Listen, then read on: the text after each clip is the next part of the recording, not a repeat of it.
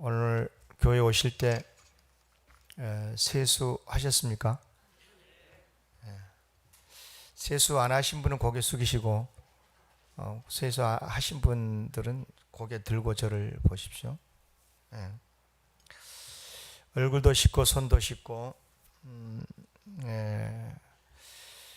근데 어제 틀림없이 어제도 씻었을 건데 왜 오늘 또 씻습니까? 왜 자주 씻어요? 씻는 이유는 두 가지입니다. 첫째, 잘 아시다시피 지금 깨끗해야 되거든요. 지금. 언제요? 지금. 오늘 깨끗해야 됩니다. 그렇죠? 그래서 어제 씻었더라도 오늘 또 씻어야 되는 겁니다. 두 번째가 더 중요한 이유가 있습니다. 왜 씻습니까? 안 씻으면, 계속 안 씻으면 지나치게 더러워지니까 그렇습니다. 그렇죠. 옛날에는 이제 이 목욕 문화가 별로 발달 안 돼서 한 달에 1년에 한두 번 정도 제삿날 명절 때 목욕하고 그랬다는 말을 들었습니다. 들었어요. 그러니까 얼마나 더러워졌겠어요. 그러니까 식사도 마찬가지입니다. 왜 매일 같이 끼니마다 식사를 합니까? 이유는 두 가지죠.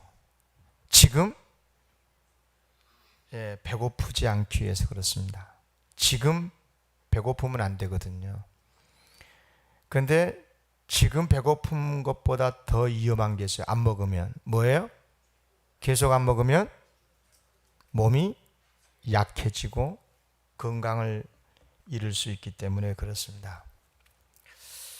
영적인 삶에 있어서도 똑같습니다. 매우 중요한 이야기입니다. 우리가 영혼을 위해서 죄를 씻습니다. 하나님께 늘 죄를 고백하고 내가 이런 잘못을 했습니다 하고 하나님께 용서를 빌지요. 그러면 이제 하나님이 용서해 주시고, 여러분 왜 회개를 자주 해야 됩니까? 회개를 늘 해야 됩니까? 역시 이유는 두 가지입니다. 하나는 지금 하나님 앞에서 깨끗한 자로 서야 하기 때문에, 의로운 사람으로 서야 하기 때문에 그렇고요. 두 번째는 더 중요합니다. 왜 자꾸만 회개를 해야 됩니까? 악이 지나치지 않기 위해서 그렇습니다. 내가 악인으로서 죄인으로서 지나친 진짜 악한 사람이 되지 않기 위해서 그렇습니다. 참으로 무서운 게요, 죄라고 하는 것은 씻지 않고 반복을 하지 않습니까? 그러면 그 죄가 익숙하게 됩니다. 처음에 죄를 지을 때는 두근두근 가슴이 뛰고 또 겁도 나고, 그런데 죄를 반복해서 짓지 않습니까? 회개하지 않고. 그러면 그 죄가 익숙하게 되고요. 그렇게 되면은 돌이킬 수 없는 잘못된 길에 서게 될 수 있습니다. 여러분 이런 말 잘 아시죠? 바늘 도둑이 소도둑 된다. 정말 그렇습니다.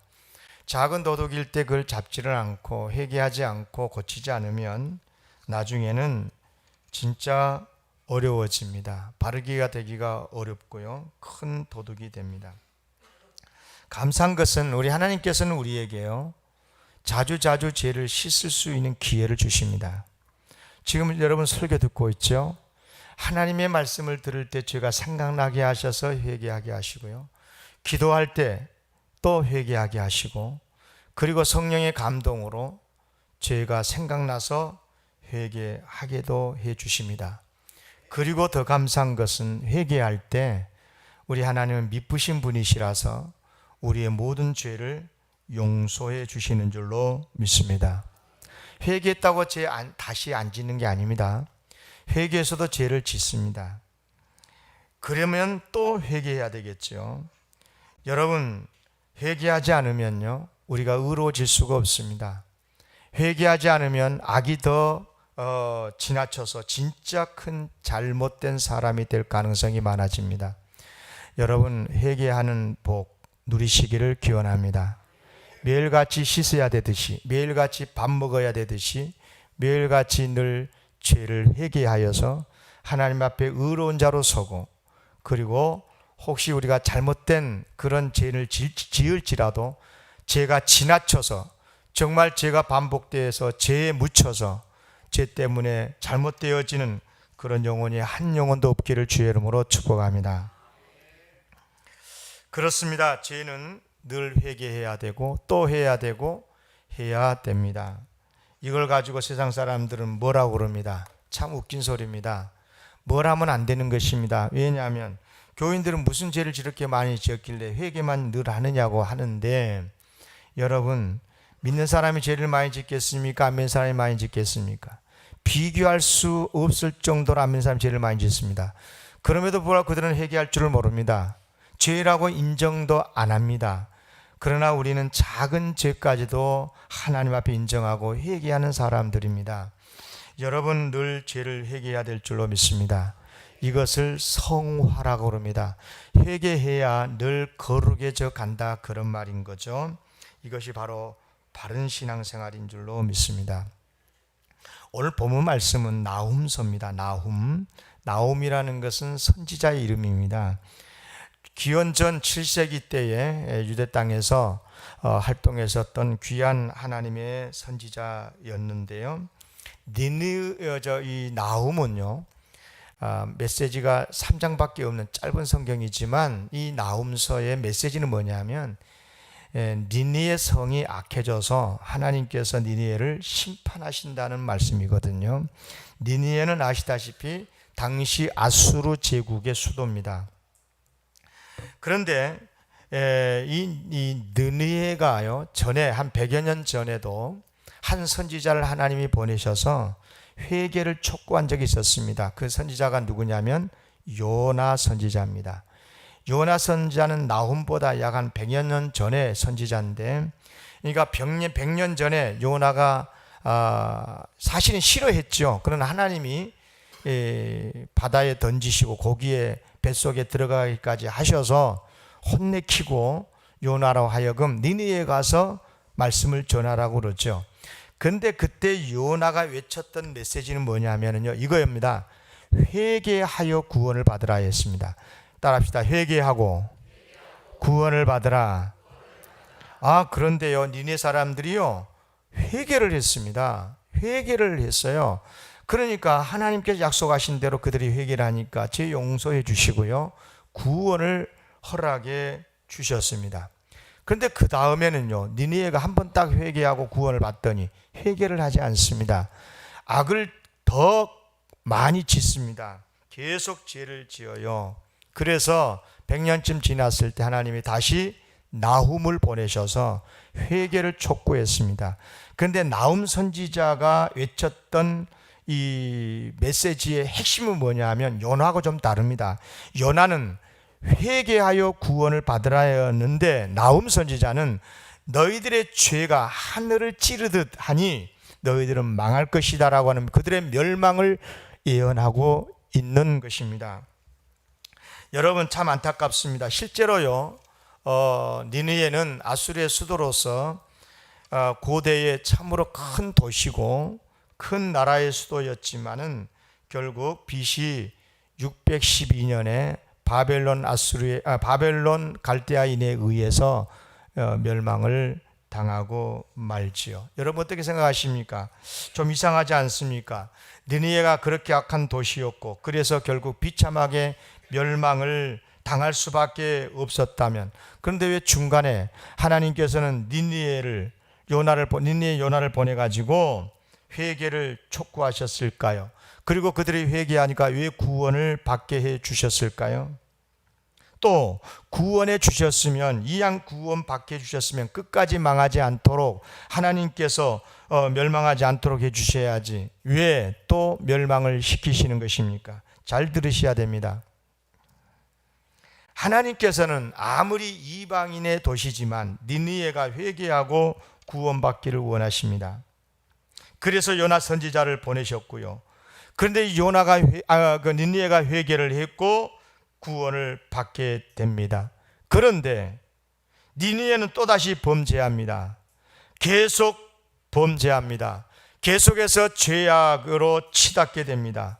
그래서 결국 하나님께서 그들을 멸망을 시키셨던 것입니다.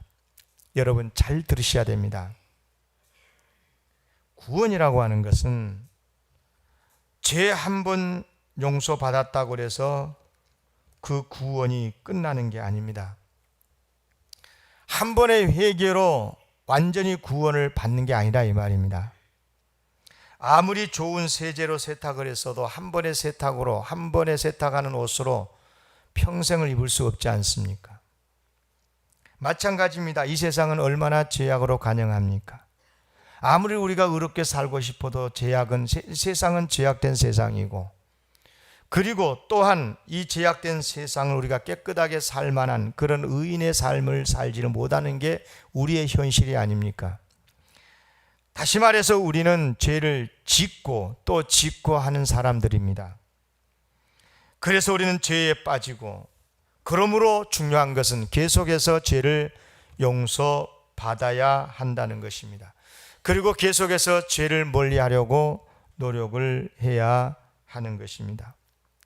이쯤 되면 이런 질문을 할 수 있습니다. 그러면 예수님의 십자가 보혈은 무엇입니까? 예수 그리스도는 단번에 우리의 모든 죄를 용서해 주시기 위해서 십자가에 죽으셨는데, 그 예수를 믿음으로 구원을 받는다고 했는데 왜 회개는 계속해야 되는 것입니까? 예, 맞습니다. 계속해야 됩니다. 지금부터 설교를 잘 들으셔야 됩니다. 이런 질문을 혹시 들어보신 분도 계실 거야. 당신은 구원을 받으셨습니까? 구원을 받았다면 언제, 어디서 그렇게 구원을 받으셨습니까? 물론 이 질문 자체가 틀린 게 아닙니다.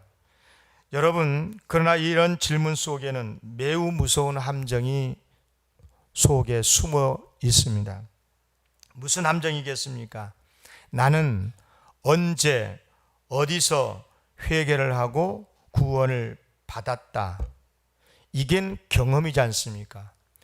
언제, 어디서, 누구에게 전도받아서 내가 예수 그리스도를 영접합니다 라고 예수 그리스도를 영접하는 기도를 했습니다. 이건 분명한, 정신이 이상하지 않은 이상은 분명히 기억될 수 있는 경험입니다. 그래서 경험은 우리에게 간증으로 나옵니다. 나는 언제 어디서 예수 그리스도를 영접했고 예수를 믿었습니다.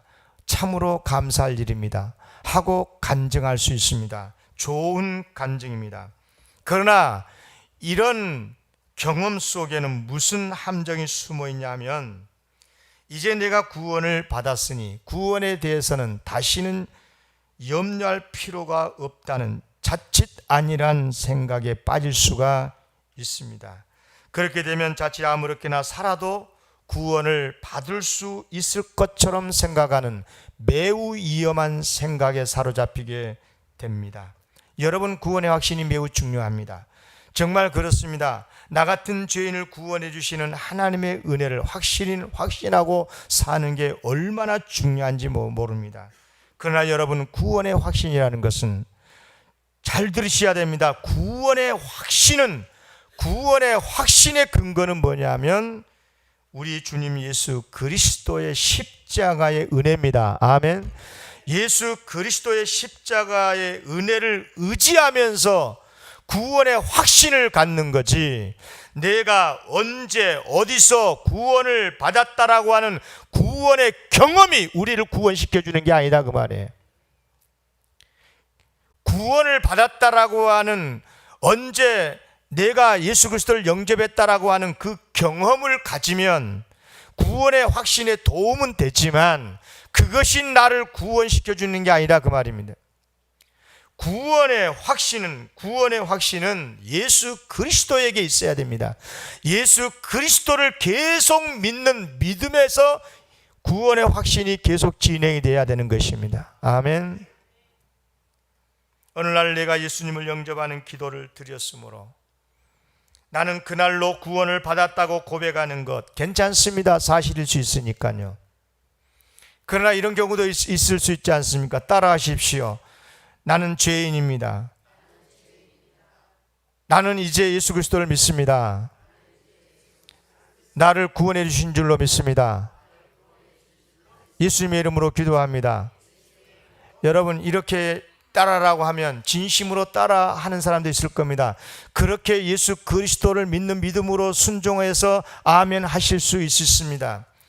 그러나 많은 사람들은 그러지 않을 수 있습니다. 억지로 체면 때문에 따라서 그렇게 할 수도 있거든요.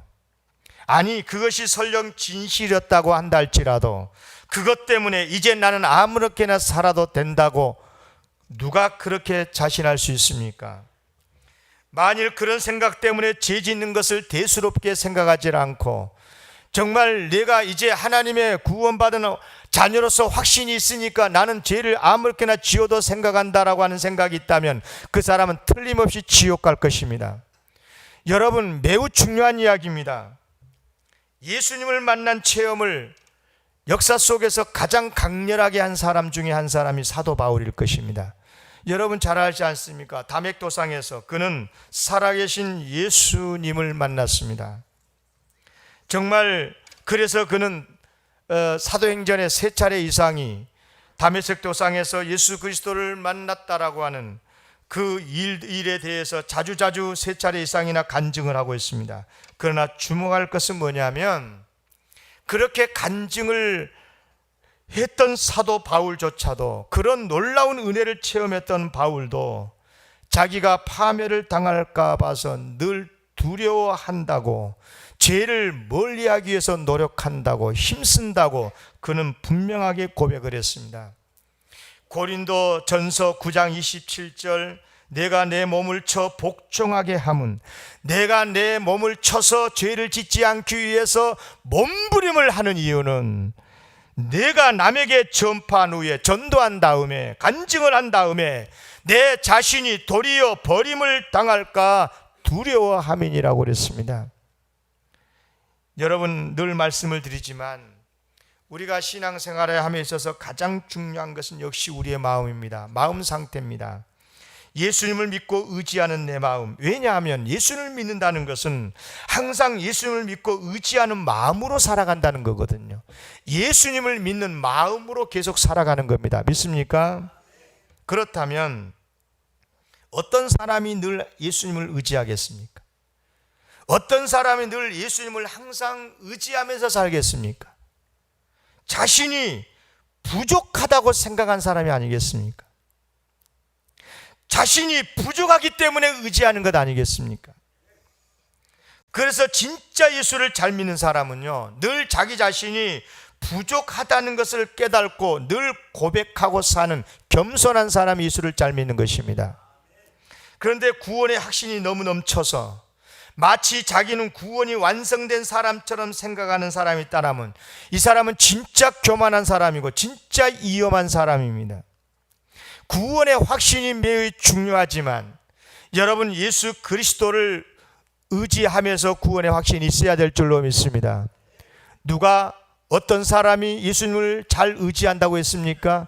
자기 자신의 부족함을 깨닫고 예수님이 아니면 나는 아무것도 아니라고, 구원받을 수 없다고, 정말 예수님만이 나의 구세주라고, 예수님 나 같은 사람을 구해주시라고, 이 어려움 속에서 나를 건져주시라고 늘 예수님을 의지하고 주님 앞에 겸손히 엎드리는 사람이, 그런 사람이 예수님을 잘 믿게 되는 줄로 믿습니다.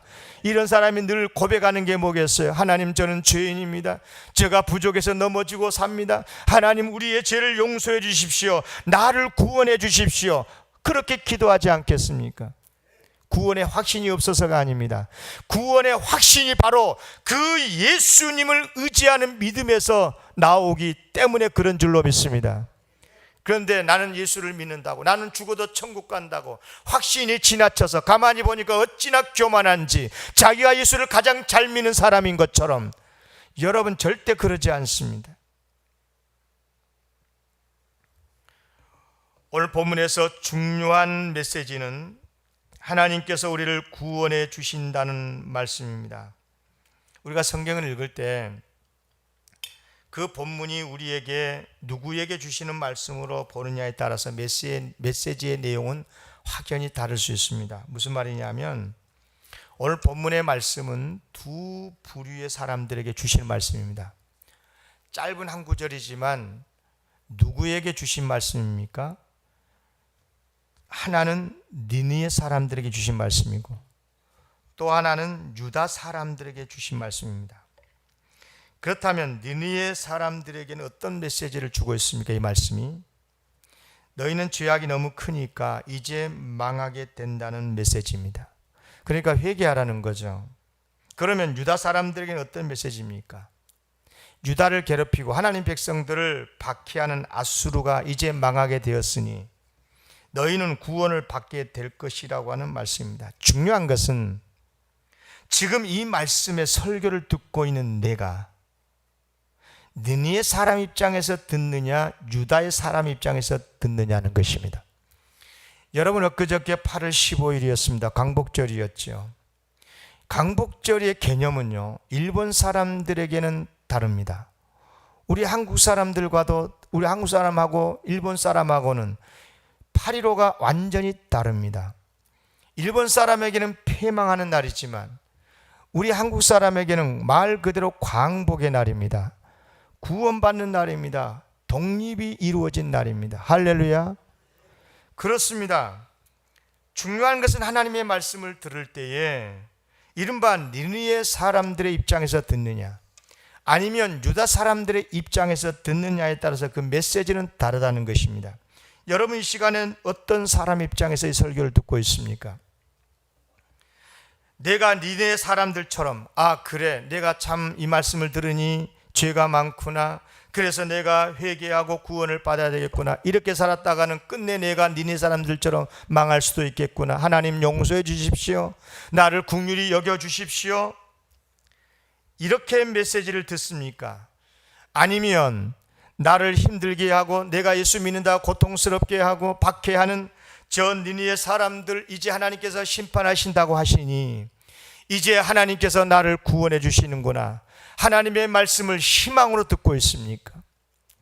여러분, 그렇습니다. 니느웨 사람 입장에 듣느냐 아니면 유다 사람들 입장에서 듣느냐는 것은 매우 중요한 것입니다. 여러분, 지금 어느 쪽에서 설교를 듣고 있습니까? 특별히 이 시간에 저는 설교를 조금 더 진행하면서 특별히 우리는 대한민국으로서 일본 강점기에서 우리가 해방을 받은 8월 15일을 기억하면서 우리는 하나님의 백성인 유다 입장에서 하나님의 말씀을 듣기를 원합니다. 실제로 우리는 예수를 믿고 하나님의 백성된 자들 아니겠습니까? 그렇다면 어떤 메시지겠습니까? 그렇습니다. 하나님께서는 당신의 백성을 사랑하시고 구원하시는 분이신 줄로 믿습니다.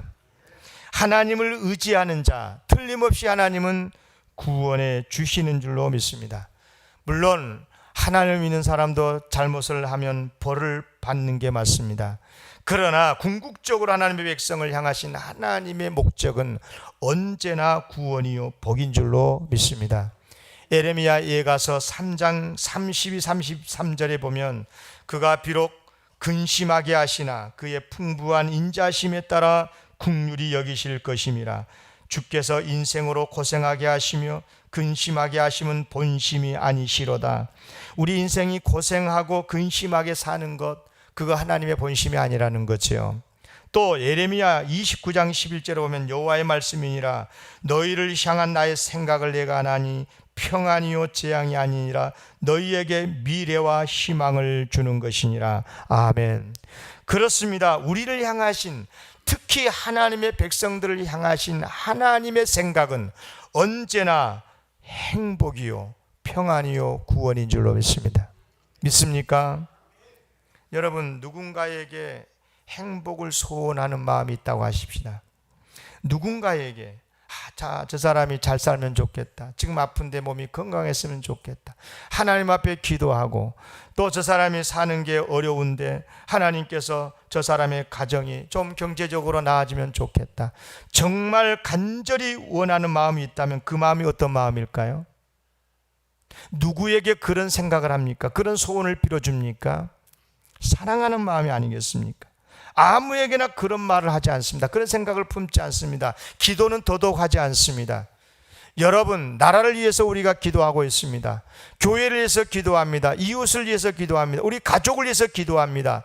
잘 됐으면 좋겠다고 좋은 소원을 가지고 기도합니다. 무슨 마음입니까? 사랑의 마음이고 착한 마음이고 선한 마음인 줄로 믿습니다. 그런데 여러분, 우리 하나님은 어떤 분이신 줄 아십니까? 하나님은 우리를 향하여 언제나 우리가 잘되고 행복하기를 원하시는 하나님이시라 그랬습니다.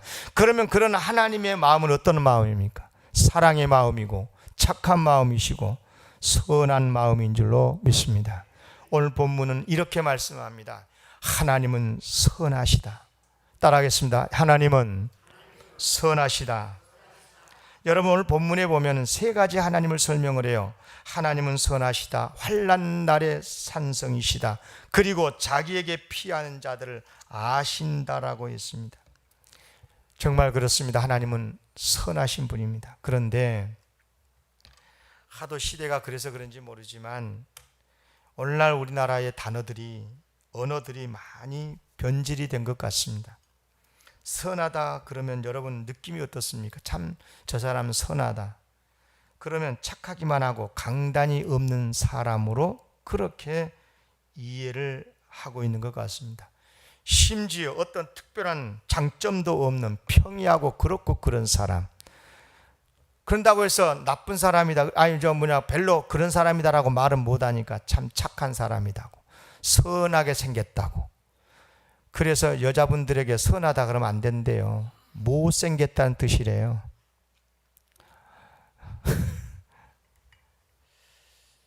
그런데 여러분, 성경에서 선하다는 말이 뭘까요? 여러분, 하나님은 선하시다고 그럴 때 그 선의 개념이 뭡니까? 이 선하다라고 하는 하나님은 선하시다고 그럴 때 그 선의 개념 속에는 세 가지가 함축되어 있어요. 하나는 말 그대로 도덕적으로 깨끗하시다, 거룩하시다는 말이죠. 또 하나는 신앙적으로 경건하시다. 하나님께서 적용하는 말이 그렇습니다만 구약 성경에서 선의 개념이 그렇습니다. 도덕적으로 깨끗하고 신앙적으로 경건하고, 그리고 더 중요한 의미가 있습니다. 실용적으로 유익하다라고 하는 뜻이 있습니다. 그렇습니다. 여러분, 우리가 특별히 생각할 것은 바로 선하신 하나님. 그 하나님은 물론 본래 거룩하신 분이시고, 그분은 정말로 경건이란 단어를 거기다 예수님 하나님에게 적용할 수가 없죠. 거룩하신 분이요, 정말 그분은 완벽하신 분이시죠. 그런데 선하신 하나님이라고 할 때는 그 하나님은 바로 우리에게 유익하다라는 뜻입니다. 따라합시다. 하나님은 선하시다. 하나님은 유익하시다. 믿습니까? 정말 그렇습니다. 선하신 하나님은 우리에게 진짜 유익하신 분입니다. 여러분, 누군가가 나에게 유익하려면 반드시 두 가지가 있어야 됩니다. 하나님이 우리에게 정말 유익하신 분이라면 두 가지를 완벽하게 구비하고 있어야 됩니다. 매주 요즘 설교를 하고 있지만 여러분, 이것을 꼭 기억하셔야 됩니다. 정말 하나님이 나에게 유익하시려면, 절대 유익자가 되시려면 두 가지를 가지고 있어야 됩니다. 뭡니까? 도와주고 싶으신 마음이 있어야 됩니다. 다시 말해서 나를 향하신 사랑의 마음이 있어야 됩니다. 정말 내가 잘 되기를 바라시고 내가 평안하고 행복하기를 원하시는 그 사랑의 마음이 하나님 마음에 가득해야 하나님은 나에게 유익하신 분입니다. 또 하나는 아무리 사랑한다고 해도, 도와주고 싶어도 능력 없으면 어떻게 돕습니까? 그래서 하나님은 절대 능력이 있어야 되는 것입니다. 그런데 과연 우리 하나님은 우리를 사랑하실 때 얼마나 사랑하십니까? 독생자 예수 그리스도를 이 세상에 보내시고 십자가에 죽이게 하실 만큼, 달려 돌아가시게 할 만큼 사랑하신 분이에요. 여러분 뿐만이 아니라 우리 하나님의 능력이 얼마나 대단하십니까? 말 그대로 전능하신 분입니다. 전능이십니다. 그런데 오늘 나움 선지자는 하나님을 설명할 때 하나님은 선하시되 이 두 가지 의미를 다 넣었습니다. 하나는 환난 날의 산성이시다. 여러분, 환난 날의 산성이란 말이 무슨 말이에요? 우리가 어려울 때 철저하게 우리를 보호하고 지켜주는 능력을 말하고 있지 않습니까? 과연 우리 하나님의 능력은 상상을 초월합니다. 온 세상을 창조하시고 다스리시되 우리를 다스리시고 지키시되 어떤 악도, 어떤 죄도, 어떤 사탄도 우리를 침범하지 못하도록 우리를 철저하게 지키시고 보호하시는 환난 날의 산성이신 줄로 믿습니다. 여러분 얼마나 감사합니까? 그러나 아무리 튼튼하고 강력한 산성이라도 우리가 거기에 못 들어가면 어떻게 해요? 아무 의미가 없어요.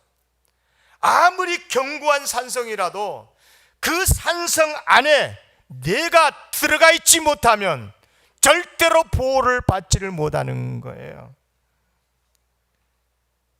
그런데 하반절에 오늘 본문에 보니까 그는 하나님은 자기에게 피하는 자들을 아시느니라고 그랬어요. 안다.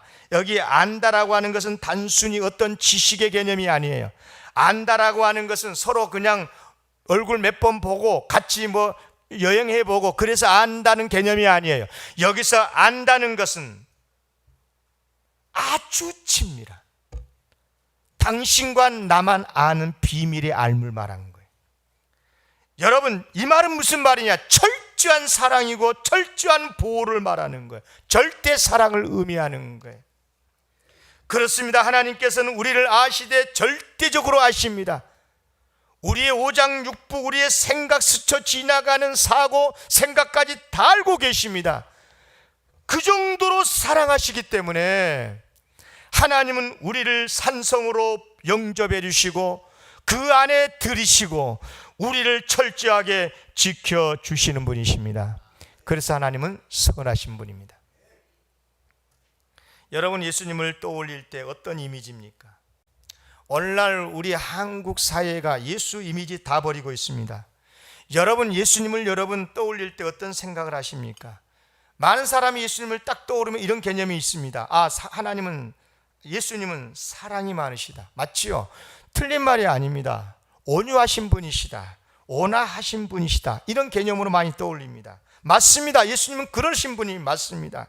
그러나 예수님이 순둥입니까? 무슨 말을 해도 다 듣고 계신 분입니까? 많은 사람들이 예수를 해칠지라도 가만히 두신 분입니까? 절대 그렇지 않습니다. 예수님은 아주 강력하신 능력의 분이십니다.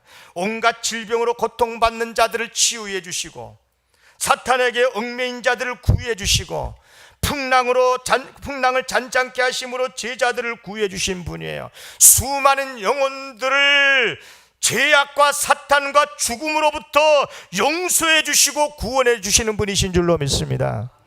그런 능력 있는 분이셔요.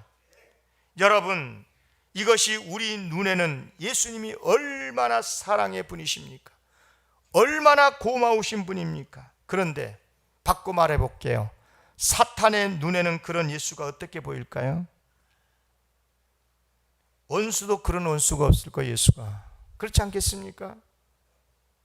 자기 손아귀에 있는 수많은 죄인들 영혼들을 빼앗아서 하나님의 나라로 데려가는 예수가 얼마나 얄밉겠습니까? 그렇지 않겠습니까? 마가복음 3장 27절에 보면 이런 말씀이 나와요. 사람이 먼저 강한 자를 결박하지 않고는 그 강한 자의 집에 들어가 세간을 강탈하지 못하리니 결박한 후에야 그 집을 강탈하리라. 무슨 뜻이냐면 강한 자가 집을 지키고 있으면 아무도 그 집을 약탈할 수가 없어요. 그런데 더 강한 자가 오면 그 강한 자를 결박을 하고 집을 약탈할 수 있다는 거예요. 무슨 뜻이겠습니까? 여기서 강한 자는 누구예요? 사탄이죠. 마귀입니다. 그러면 더 강한 자는요? 당연히 예수님이시죠. 여러분 사탄 무시하지 마십시오. 진짜 무서운 존재입니다. 강력한 힘을 가지고 있는 게 사탄입니다.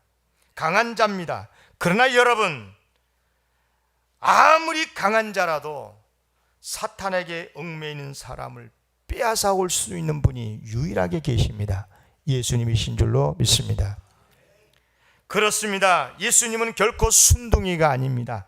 특별한 강점도 없는 그렇고 그럼 평범한 그런 종교인이 아닙니다.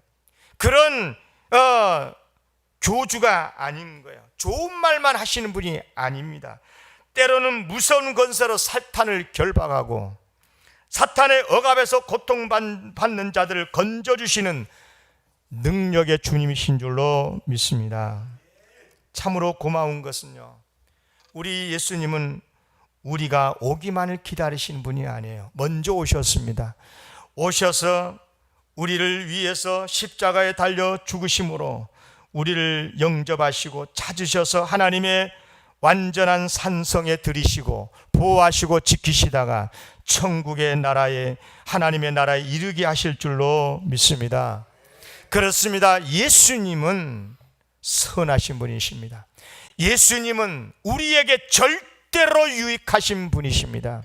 환난 날의 산성이시고 우리를 지키시고 보호하시되 철저하게 지키시고 보호하십니다. 우리의 체질을 아시고 우리의 약점이 무엇인가를 다 아시고, 저 친구 저런 연약함이 있지, 그러니까 철저하게 그때는 내가 연약한 부분에 설 때는 우리를 더 가까이 오셔서 우리를 끌어안아 주시고 우리를 보호하고 계시는 줄로 믿습니다.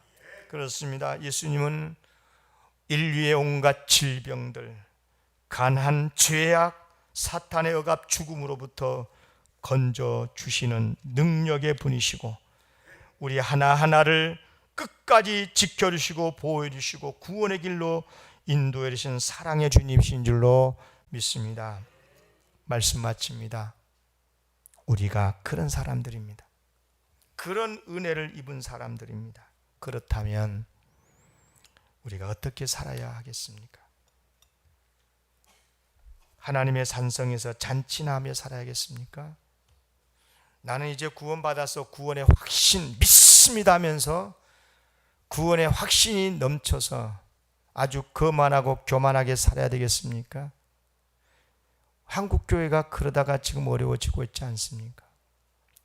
사랑하는 성도 여러분, 우리가 이 세상에서 착하게 살아야 하되 순둥이로 살란 말이 아니고 세상 사람들에게 유익을 끼치는 우리 예수님을 따르는 자가 되어야 될 줄로 믿습니다.